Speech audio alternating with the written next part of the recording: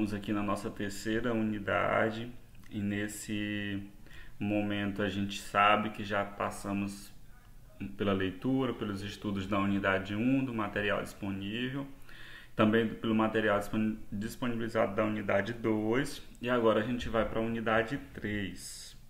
Na unidade 3 a gente conhece outras duas tendências metodológicas para o ensino de matemática. Nessa unidade a gente vai ter acesso à resolução de problemas e história da matemática, tá? Mais uma vez eu digo que eu sou o professor Benjamin Cardoso, sou do IFMA São Raimundo das Mangabeiras e estou como professor da disciplina Metodologia do Ensino de Matemática do curso de Licenciatura em Matemática do IFMA Campus São João dos Patos. A disciplina são 60 horas. Como vocês perceberam, está dividido em 4 unidades. Estamos na terceira unidade hoje, a qual também terá uma atividade. Essa atividade é também uma atividade bem simples, bem reduzida, bem sintética, acerca de uma elaboração de um problema, como se fosse para a sala de aula, utilizando a teoria da resolução de problemas. Aqui, nesse momento, a gente também tem como objetivo compreender a relação entre a história da matemática e a resolução de problemas e as metodologias de ensino de matemática e como isso vem a convergir para a nossa prática de sala de aula. Bom, até então, a gente percebeu que a etnomatemática, o uso de tecnologias, a modelagem matemática, a gente consegue perceber essas tendências também como campos de pesquisa. Essa ideia esse movimento da matemática no eixo da pesquisa, como campo de pesquisa, na educação matemática, ele vem se estruturando desde a década de 80. Cada uma a seu tempo. A história da matemática, por exemplo, ela vem a surgir primeiros indícios de trabalho nesse sentido em 1993, com a tese de dissertação de Antônio Miguel. Resolução de problemas também acontece na mesma época. Resolução de problemas foi uma tendência, uma teoria, uma perspectiva teórica da resolução de problemas surgiu em 1945, durante a Segunda Guerra Mundial, por exemplo. Tá? Então, a nossa ideia aqui é trazer essas tendências, mas de maneira que essas ideias permitam que vocês, enquanto professores em formação, licenciandos, pensem nessas tendências como temáticas para pesquisa, pode ser TCC, mas também estruturação de ideias para a sala de aula. Temos aqui os textos que foram disponibilizados, também são textos pontuais, não é tudo que se tem sobre história da matemática e resolução de problemas, mas aqui dá indícios de algumas ideias de se trabalhar e de pensar, porque não é só, eu vou usar a resolução de problemas na minha sala de aula, não é bem essa a ideia somente, a ideia é que a gente se aproprie do conhecimento acerca de resolução de problemas, como que essa resolução de problemas se desenvolve na mente de um aluno e como ela é arquitetada pelo professor, para que, enfim, possamos estruturar problemas. Da mesma forma com a história da matemática. A história da matemática ela é uma grande área desmembrada da educação matemática, mas a história da matemática ela tem aquela sua história pura do desenvolvimento da matemática, de acordo com o tempo, é uma história epistemológica. Temos a história do ensino dessa matemática, que é uma história institucional, uma história patrimonial, uma história social. E temos também a história da matemática para a sala de aula, é onde eu faço adaptações, dou um tratamento didático a informações que eu coleto na própria história da matemática. Tá? Então é nesse sentido que a gente vem falar aqui nessa unidade 3. E eu trago já de antemão uma ideia acerca de resolução de problemas. Eu coloco aqui uma evolução de perguntas que a gente já consegue perceber nos livros didáticos desde 1970, 1980. A gente percebe algumas conotações e formas como problemas aparecem em livros didáticos, por exemplo. Alguns problemas que eu elenco aqui, o primeiro deles tenho 9 balas de mel e 3 balas de laranja. Quantas balas tenho ao todo? Tá. Perceba que é uma adição que precisa ser feita aqui. O processo de você pensar que é uma adição já faz parte da ideia da resolução de um problema, uma reflexão sobre aquilo que está sendo dito. Eu estou quantificando balas e eu preciso fazer uma adição. Um problema, há um tempo atrás, em 1980, 1990, eu tinha 9 balas de mel, jogando com minha amiga ganhei mais 3. Quantas tenho agora? Perceba que eu coloco mais elementos. Uma amiga aparece, eu não tenho mais só uma pessoa, eu tenho outra pessoa e eu vou somar coisas que não são só minhas, né? E há um outro problema que eu coloquei aqui, Maria tem 9 balas e seu irmão tem 2. Qual é a diferença da quantidade de balas entre eles? Olha só, olha a expressão diferença aparecendo, diferença de subtração, que às vezes há um obstáculo epistemológico aí nessa percepção. Perceba que à medida que a gente vai colocando novos aparatos aos problemas, eles vão mudando e vão dando mais indícios de uso de conhecimentos matemáticos. Devia 9 balas de mel a Pedro, devolvi-lhe 4. Quantas balas devo agora? Perceba a inversão das ideias agora. Eu preciso perceber que na devolução eu faço uma diferença, a diferença é a subtração. Então perceba que na mesma conotação de falando de balas, de mel, de laranja, eu tenho algumas ideias de como posso fornecer as operações dos alunos. E aí, à medida que a gente coloca mais aparatos, desde que fique claro, os alunos têm mais informações e eles podem trabalhar mais a mente, mais o conhecimento, a arquitetura das ideias na resolução de problemas, resolução de atividades que vocês possam passar. A resolução de problemas, eu vou trazer uma parte aqui do PCN. Eu sei que atualmente a gente está se debruçando em outras orientações, né, curriculares. A gente tem aí a BNCC atualmente, mas eu coloco o PCN porque o PCN ele trata de resolução de problemas também. A resolução de problemas possibilita aos alunos mobilizar conhecimentos e desenvolver a capacidade para gerenciar as informações que estão a seu alcance. Mas só que a resolução de problemas, quando a gente pensa assim, o que é um problema? Bom, quando a gente pensar, se a gente pensar em nossa vida, por exemplo, a gente classifica como uma situação chata como um problema. O pneu do carro furou, eu tenho que resolver uma situação hoje no banco. Então a gente classifica algumas situações como problema. Então o problema realmente está na vida das pessoas. Então na sala de aula eu acabo levando um problema com uma nova conotação, uma nova característica. Eu coloco informações matemáticas, eu coloco informações de conteúdos matemáticos lá. E aí eu acabo fornecendo aos alunos um aprendizado não só do conteúdo, mas também um aprendizado de estratégias. Porque é muito fácil você dar todas as informações e dizer é assim que se faz. E quando dar informações e dizer busquem, pesquisem, investiguem para resolver, eu passo a oferecer novos elementos, novas informações que podem contribuir com o aprendizado e também com o ensino, a minha prática de ensino. Um problema, ele deve ser desafiador para o aluno. Eu coloco alguns exemplos mais à frente. Ele tem que ser real, não tem que ser utópico. Ele tem que ser real. Ele precisa ser percebido como o aluno participando dele. Lembra lá do problema que eu apresentei das crianças que tinham balas de mel? Quando eu falo eu tenho 9 balas de mel, eu consigo me perceber dentro do problema. Então aquele problema passa a ser parte minha também, como se eu tivesse a incumbência de resolvê-lo.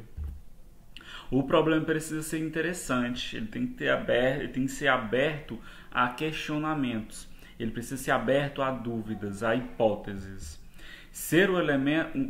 O problema deve ser um elemento realmente desconhecido. Eu preciso dizer, vamos encontrar o valor tal. Aquele valor tal, ele precisa realmente ser desconhecido. Eu não posso dar indícios de quem ele seja. Ele precisa ser desconhecido. Geralmente é isso que realmente acontece. Encontre X, qual a altura do triângulo, qual é o valor da hipotenusa. A gente precisa ter um valor a ser descoberto. A gente precisa desconhecer algumas coisas no problema. Tem que ter algo em falta. É a ideia do que tem em falta e do que tem de sobra. Algumas informações que estão em problema, será que são realmente utilizáveis, né? Não consistir na aplicação evidente e direta de uma ou mais operações aritméticas. Então, aquela ideia, quando eu falei lá, quando eu vou fazer uma adição, por exemplo, na ideia do exemplo que a gente colocou, de 9 mais 3, eu estou sendo muito enfático e direto no que eu preciso fazer. Eu preciso dar elementos que contextualizem ou não, mas que formem a situação que eu estou tentando evidenciar como problema. Tá? Ou seja, eu tenho que cercar o meu problema de informações. Eu não preciso ser direto. É como se eu desse um triângulo retângulo para o aluno com 3, 4, qual é o valor de x, por exemplo, para encontrar a hipotenusa. Isso não é um problema. E isso é uma questão, uma atividade, algo que você vai fazer por meio de repetição, algo desse tipo. Porém, eu preciso dar elementos suficientes para que o aluno construa, neste caso, um triângulo e perceba que o x será a hipotenusa, nesse caso do exemplo que eu estou colocando para vocês. Tem que ter um nível adequado de dificuldade também, né? Eu coloco aqui um exemplo lá da OBMAP. A OBMAP ela classifica os seus problemas, as questões como problemas e está inserido na resolução de problemas. Daphne tem muitas peças de plástico, quadrados amarelos de lado 3, quadrados azuis de lado 4, triângulos verdes, cujos lados menores medem 3 e 4 centímetros, como mostra a figura. Então temos aí 3 tipos de figuras ofertadas nesse problema. Com estas peças e sem sobreposição, não pode ser colocado uma sobre a outra. Olha só, eu estou firmando um acordo com os meus alunos.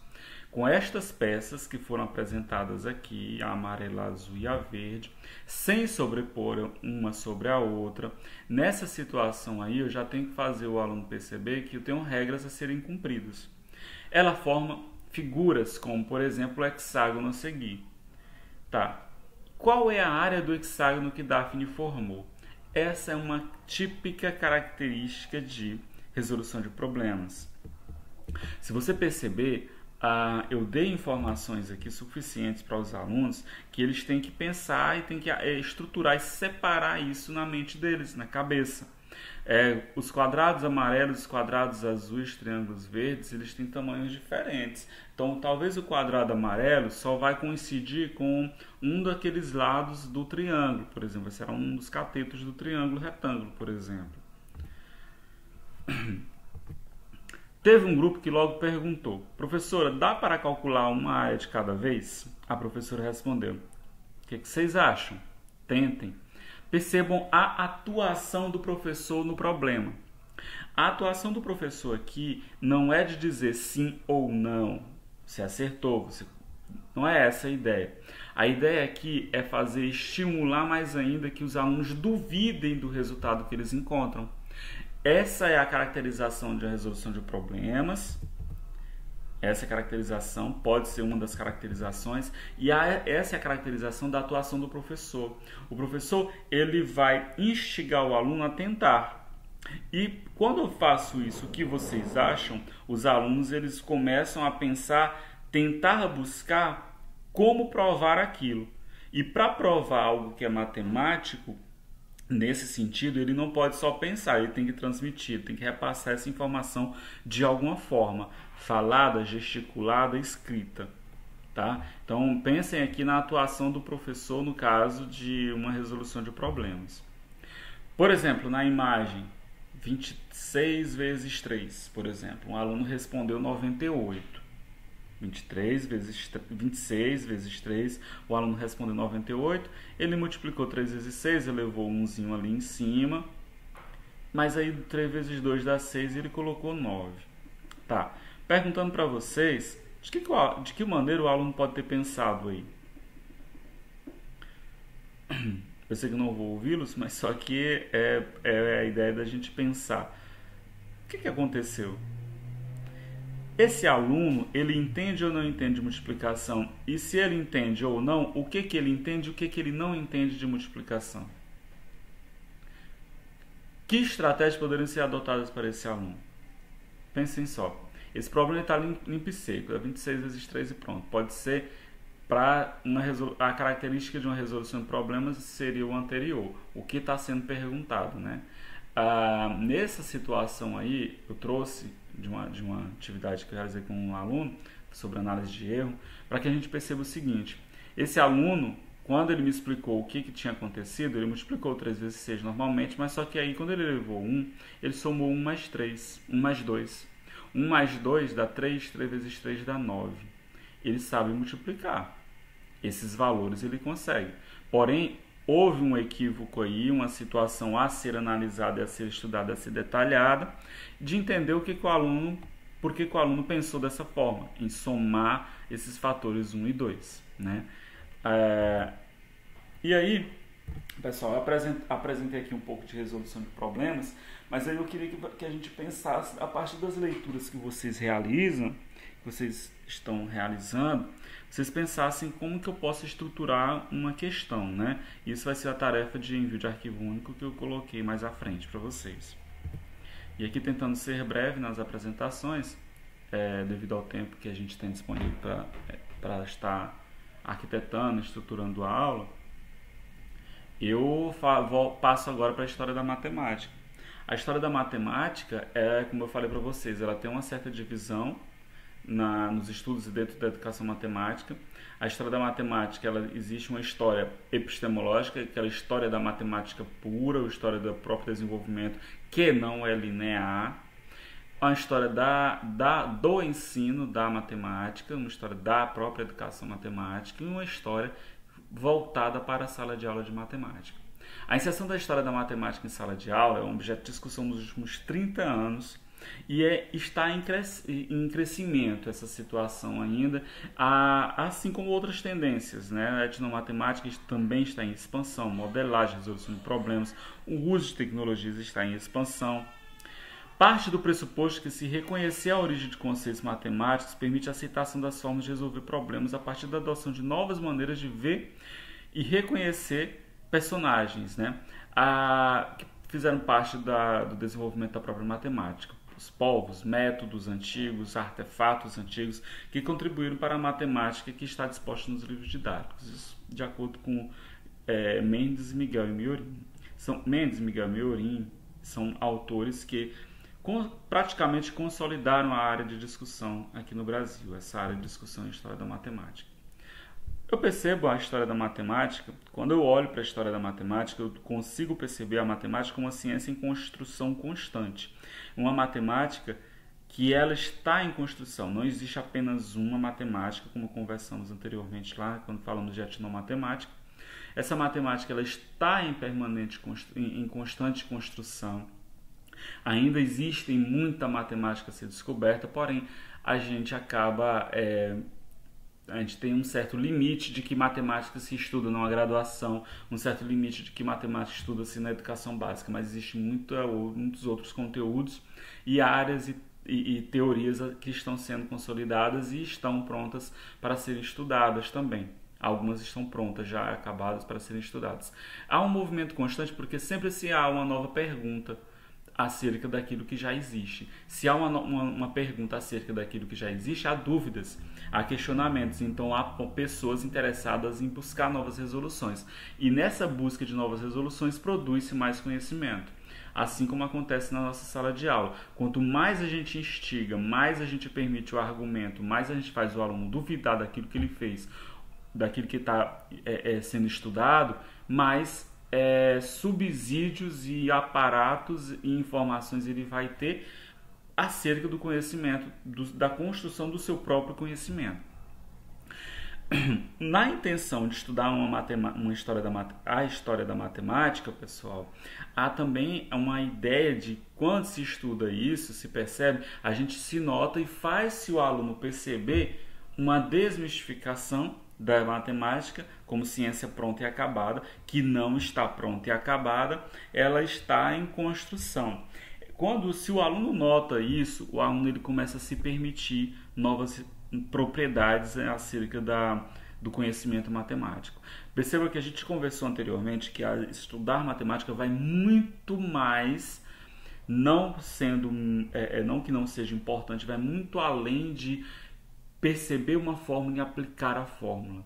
Vai muito além disso, vai para uma percepção de que nós somos organizados matematicamente. A ideia do princípio genético, que é colocado aqui através o princípio genético está lá em Piaget, por exemplo, e essa ideia de princípio genético é aquela que se eu percebo a história de algo, eu consigo entender a formação desse algo hoje. Por exemplo, se você conhece uma pessoa, o quanto mais você sabe sobre aquela pessoa, mais você conhece a pessoa. Quanto mais informações você tem sobre, por exemplo, conheci uma pessoa hoje, eu sei que essa pessoa sabe dirigir, eu sei que essa pessoa gosta de macarrão, eu sei que essa pessoa toma determinado remédio em determinado horário. À medida que eu conheço, tenho mais informações sobre um determinado item, sobre um determinado, neste caso a pessoa, mais eu conheço a pessoa. Da mesma forma no conhecimento matemático. Quanto mais eu sei sobre o desenvolvimento de um determinado conteúdo, mais eu vou saber falar sobre ele, mais eu vou ter informações sobre ele. E isso me faz ter uma leitura de mundo. Porque eu falo mundo aqui, mas o mundo é o objeto aqui a ser estudado. Quanto mais eu sei sobre algo, mais eu consigo falar sobre algo, sobre aquele algo que está em questão. Então isso é uma prática bem interessante no caso da história da matemática. O uso da história da matemática em sala de aula já foi visto em alguns trabalhos. Desde o ano 2020 para cá, alguns trabalhos vêm pontuando formas de abordar a história da matemática. E aí a gente tem algum aqui. Eu coloquei até um exemplo aí das pontes de Königsberg, por exemplo. Eu sou bem fã dessa situação. É um problema, né? Um problema matemático.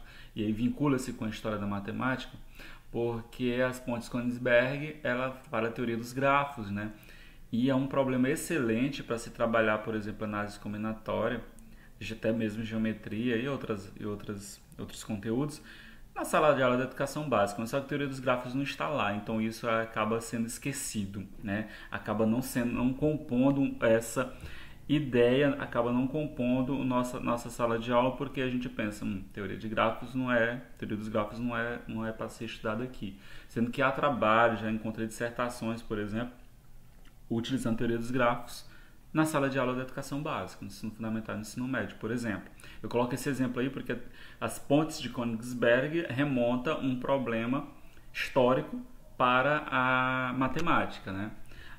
E a forma de abordagem da história da matemática, como eu estava colocando, tem aqui pontuado 6 formas, que é 6 abordagens: história holística, aquela em que há uma tentativa, por exemplo, quando o professor vai ensinar a geometria, começa a trabalhar a geometria lá em figuras planas, por exemplo, muitas vezes a gente percebe que o professor ele quer fazer aquela introdução histórica falando do Egito, de geo, que é terra, metria, que é medição, e aí medição das terras lá do Egito, na cheia do Nilo e tal. Então tenta-se remontar uma história completa da geometria em torno de 5 em 10 minutos.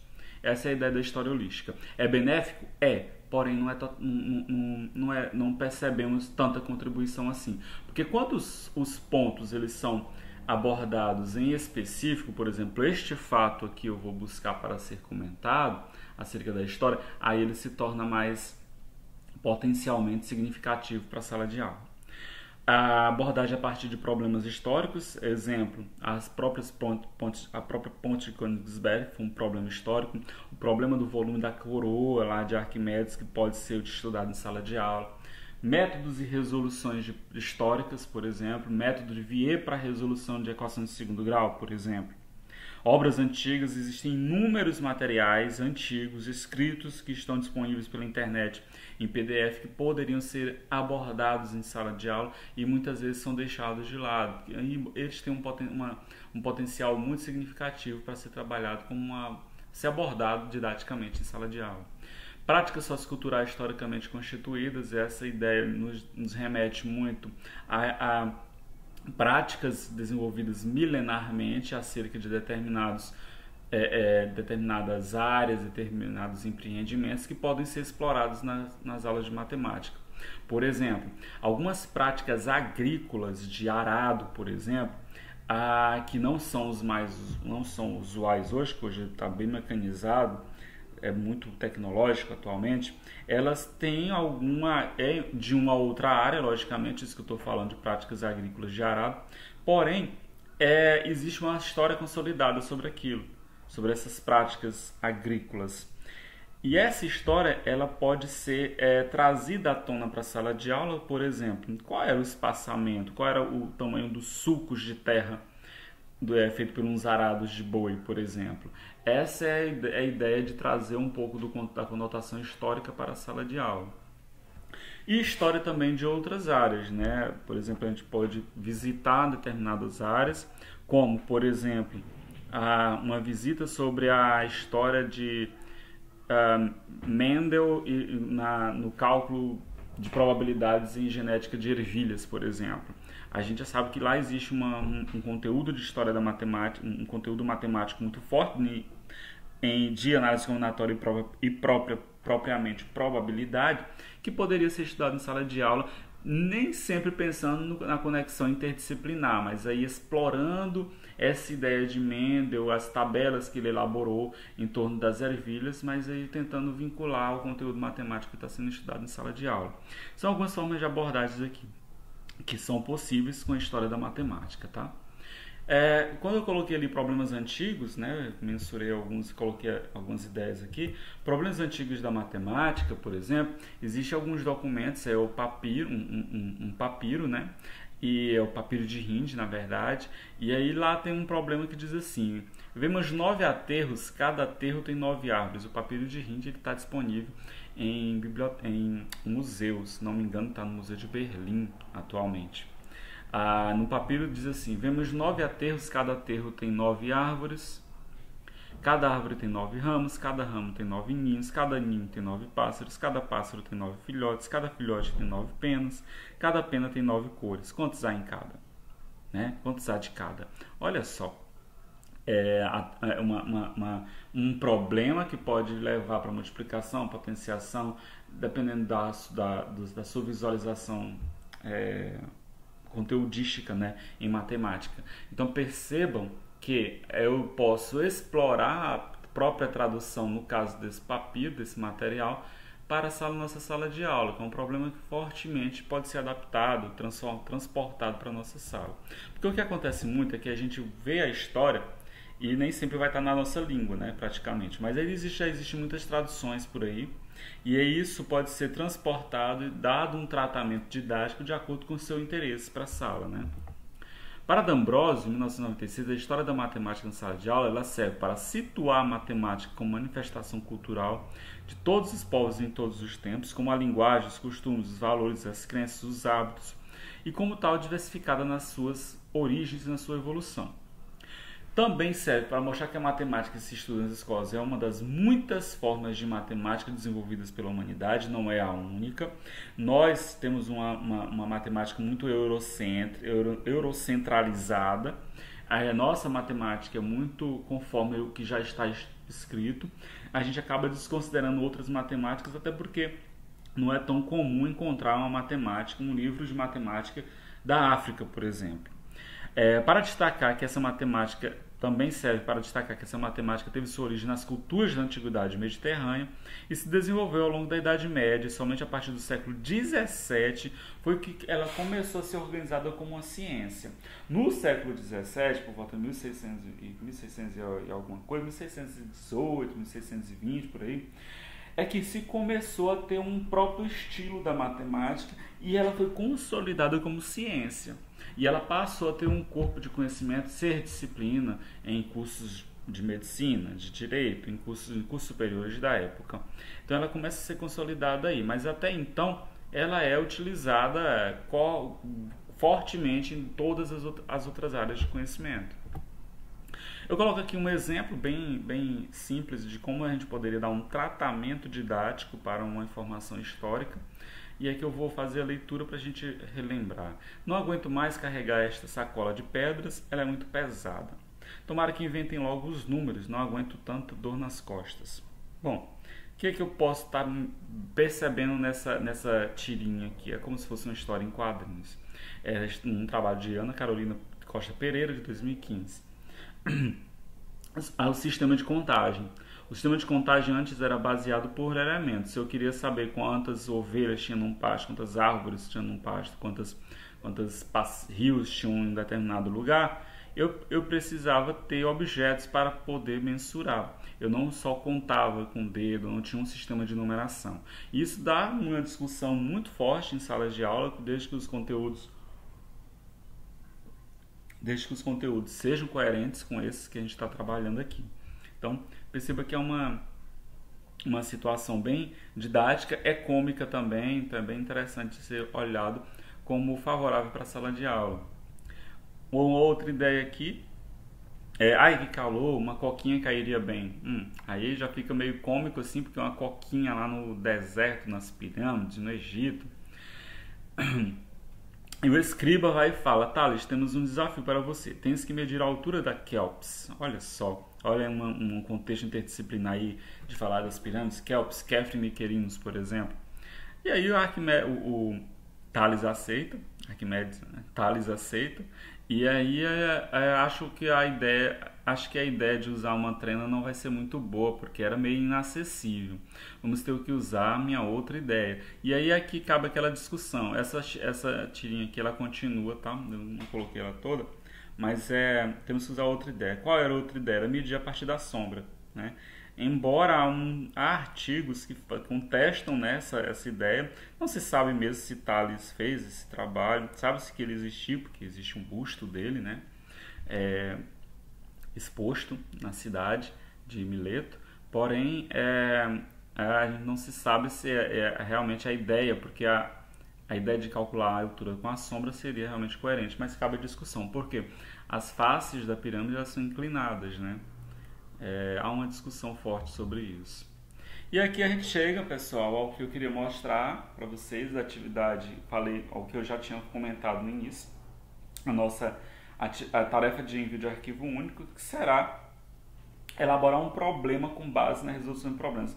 Existem diversos já pela internet, mas eu queria que vocês pensassem bem como que posso estruturar um problema. O ideal é adaptar. É bem uma atividade bem simples, eu não coloco aqui, coloquei com resolução de problemas, porque às vezes pode ser mais familiar para os alunos.